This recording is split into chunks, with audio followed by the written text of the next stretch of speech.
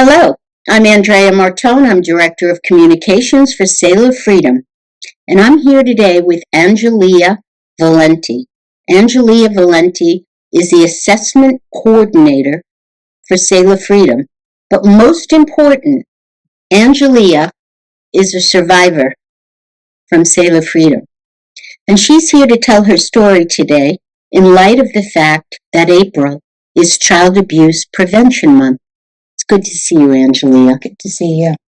I'm going to ask you a few questions for this interview, the first of which is your early experiences and the impact it had on your life. When you think back to your childhood, what do you wish people understood about the kind of abuse you experienced and how it shaped your sense of self so early in your life? The child abuse is very prevalent. It shattered my boundaries, and I believe the lie that this is the way I should receive and give love. Pathway into exploitation. You entered prostitution at age 13 and later found yourself trafficked by someone you believed loved you. How did that relationship manipulate your understanding of love and trust? I was conditioned. I was raised in familial trafficking, so I witnessed my sister get trafficked by her husband, and it was actually my husband that trafficked me.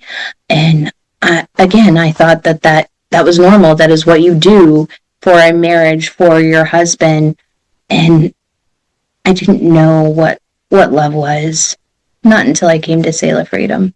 It was a turning point when you were led to Selah Freedom. Can you describe the moment or circumstances that led to your rescue and connection with Selah?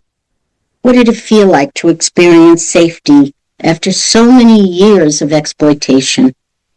At first, I didn't think I was worthy of it. I was told my whole life that I wasn't going to be worth anything. So to have these people look at me and tell me that I'm worthy, that I'm lovable, that I'm capable, and I'm strong, it was so meaningful. And they were there at every turn. They supported me through college. I was able to graduate with honors. The trauma therapy for that childhood yucky stuff, it was necessary. It was vital. I never had therapy like that.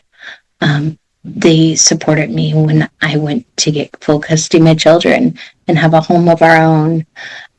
I know that because of Selah Freedom, that cycle of familial trafficking breaks with me. My daughter during COVID was actually being groomed by a predator. How old was she? She was 13. And she's autistic, and she really believed that this was a 13-year-old boy. Luckily, I was able to see all the signs and really have open communication and conversation and actually report that predator. So now describe your healing journey, Angelea. Selah Freedom offers a holistic approach to recovery for all of their survivors. Tell us about this. Tell us what aspects of the program, emotional, physical, or spiritual, most was transforming to you. All of them. All of them were necessary and vital. I needed that emotional support to get the healing and know that I was in a safe space, and they were there at every turn just to remind me that I'm worthy, I'm capable. Those false beliefs would creep up, and they were there with trauma therapy, with spirituality. I had mentors that modeled what I wanted.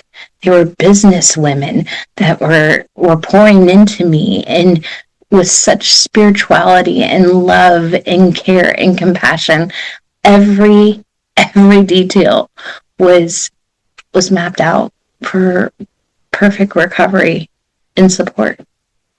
That's an amazing story. It's enlightening. Now, as an adult, and having gone through the Selah program, Angelea works for Selah Freedom as an assessment coordinator for the assessment home here in Florida. What does that role involve, Angelea? And how does your lived experience help you to connect with the new survivors arriving at Selah?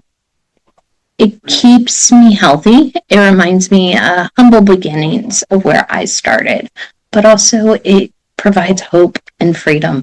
I get to be the advocate and supporter that women get to see coming in, that it's not just possible, it's obtainable, that they can come out on the other side. And knowing that somebody in leadership that can relate with lived experience, they don't feel judged. When you meet a new survivor who is still in crisis or afraid, what do you say? What do you do? First, I say welcome home, because a lot of the survivors haven't ever had a home. To know that this is home and meet them where they're at.